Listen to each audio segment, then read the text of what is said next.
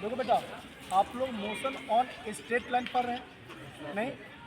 तो motion on straight line में आपको यहाँ पर एक एक्सपेरिमेंट के थ्रू तो लाइव आपको कुछ समझना है। ठीक है, क्या समझना है?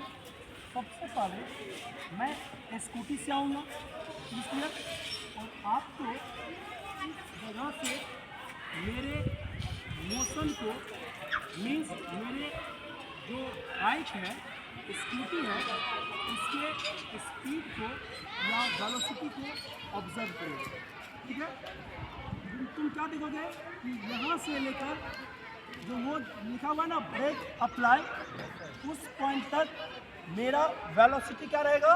कांस्टेंट। क्या रहेगा? कांस्टेंट। और जब मैं इस जगह पे आऊँगा, ये जो पॉइंट है यहाँ पर मैं ब्रेक को अप्लाई करूँगा। क्या करूँगा? ब्रेक अप्लाई करूँगा। आप ऑब्जर्व करोगे कि ब्रेक अप्लाई करने के बाद क्या होता है। It is clear? सब मोशन को फिर जब ब्रेक अप्लाई करेंगे देखोगे कहाँ पे जाके मेरा गाड़ी रुक रहा है। It is clear? उसके बाद मैं आगे हर चीज़ बता रहा हूँ। ठीक है,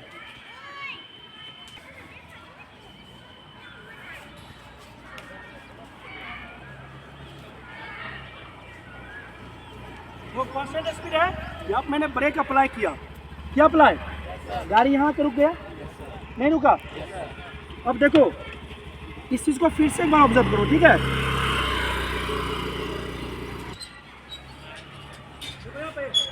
स्पीड कांस्टेंट है, कांस्टेंट है। ब्रेक अप्लाई किए, क्या हुआ? स्पीड घटा, सीधे रुक गया या पहले स्पीड डिक्रीज किया? स्पीड डिक्रीज किया और फिर ये गाड़ी यहाँ पे आके क्या हो गया? रुक गया। रुक गया ना? ये बताओ कि जब हम ब्रेक को अप्लाई किए थे उससे पहले मेरा वेलोसिटी क्या था? कांस्टेंट। अब एक चीज बताओ कि आपने मेरे वेलोसिटी को कांस्टेंट कहाँ से ऑब्जर्व किया? इस लाइन से। कहाँ से? इस लाइन से। नहीं, और ये कांस्टेंट कहाँ तक रहा? कहाँ तक रहा?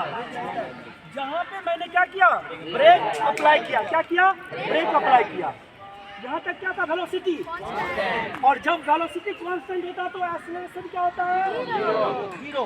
तो इस डिस्टेंस के लिए, इस टाइम पीरियड के लिए मेरा एक्सीलरेशन क्या था? जीरो। It is clear? तो अब वहाँ से आने में, यहाँ आने में कुछ टाइम लगा होगा या तो नो? मान लो कितना टाइम लगा होगा? 2 मिनट? नहीं, 1 मिनट? कुछ टाइम तो लगा होगा नहीं? और मेरे जो स्कूटी है उसमें क्या है? स्पीडोमीटर लगा हुआ है, वो क्या बतलाएगा? स्पीड। क्या बताएगा? स्पीड। तो अगर मैं आपसे पूछूं कि यहाँ से वहाँ आने में हमने कितना डिस्टेंस ट्रेवल किया, तो आप कौन से रिलेशन को यूज करोगे? अब एक चीज देखो, अगर मैं पूरे मोशन की बात करूं, मोशन चैप्टर की, तो वहां पर हम लोग मेनली कितने रिलेशन देखे हैं? 4 रिलेशन। पहला रिलेशन क्या था? v is equal to displacement by time. दूसरा, उसके बाद हमने 3 रिलेशन को देखा। कितने रिलेशन को? 3 रिलेशन को। और ये 3 रिलेशन कौन था? s is equal to ut plus half at square. उसके बाद क्या था? v square is equal to u square plus 2s। और तीसरा क्या था? v equal to u plus at। अब एक चीज देखो कि जब अगर इस तीनों इक्वेशन को देखोगे तो इस तीनों इक्वेशन ऑफ मोशन में एक्सीलरेशन है कि नहीं है? एक्सीलरेशन है, लेकिन इस केस के लिए मेरा एक्सीलरेशन क्या था? जीरो। क्या हम इन इक्वेशन को लगाएंगे तो कौन से रिलेशन को लगाओगे? जोर से बोलो। Yes, v equal to s by t। तो अगर जहाँ पे वेलोसिटी कांस्टेंट किया हो, अगर वहाँ पर आपको डिस्प्लेसमेंट कैलकुलेट करना है, आप कौन से रिलेशन को लगाओगे? v equal to s by t। और यहाँ पर कौन से रिलेशन को लगाओगे? v equal to s by t। यहाँ से s जो मैंने क्या बोला हूँ, इसको क्या मैं क्या बोला हूँ? s1 मीन्स इस पीरियड का मेरा डिस्प्लेसमेंट क्या है? s1। ये किसके बराबर हो जाएगा? V into T, क्या हो जाएगा? V into T, okay. अब आ जाओ, जब ये मैंने यहाँ पर ब्रेक अप्लाई किया, क्या अप्लाई किया? ब्रेक अप्लाई किया, तो क्या जो वेलोसिटी यहाँ से यहाँ तक था, क्या वही कंटिन्यू रहा? वेलोसिटी क्या हो गया? डिक्रीज कर गया। क्या एकदम से जीरो आ गया? धीरे धीरे धीरे धीरे करके डिक्रीज किया, और यहाँ पर पहुँचने के बाद मेरा वेलोसिटी क्या हो गया? जीरो। नहीं हो गया? तो अब देखो यहाँ पर इस केस में क्या वेलोसिटी कांस्टेंट है? यहाँ पर वेलोसिटी कांस्टेंट है? अगर कांस्टेंट रहता तो वेलोसिटी हर पॉइंट पर डिक्रीज नहीं करता, लेकिन after applying the brake the velocity goes decreasing. Yes और नो? डिक्रीज किया। यहाँ पर क्या हो रहा? वेलोसिटी डिक्रीज किया। क्या किया? डिक्रीज किया।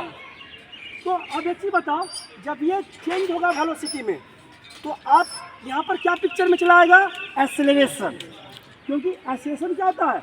Rate of change of velocity. नहीं? तो अब बताओ कि यहाँ पर मेरा क्या है?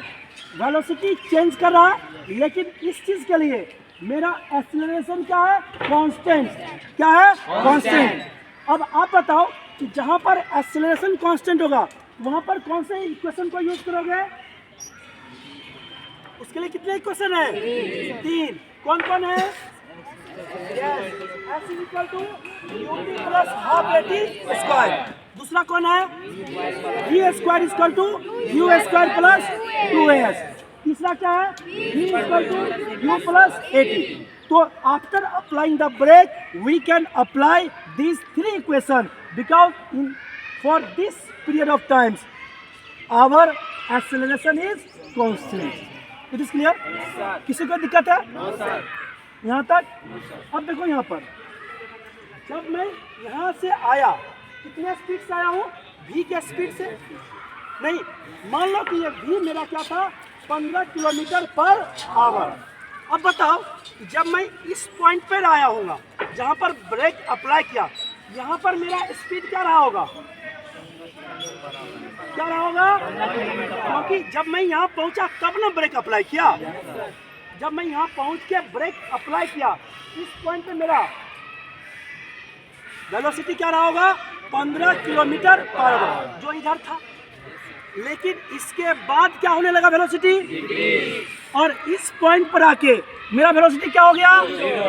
अब बताओ कि इसका तो हम कैलकुलेट कर लिए, और इस पीरियड के लिए आफ्टर अप्लाई ब्रेक ये मेरा क्या हो जाएगा? Initial position.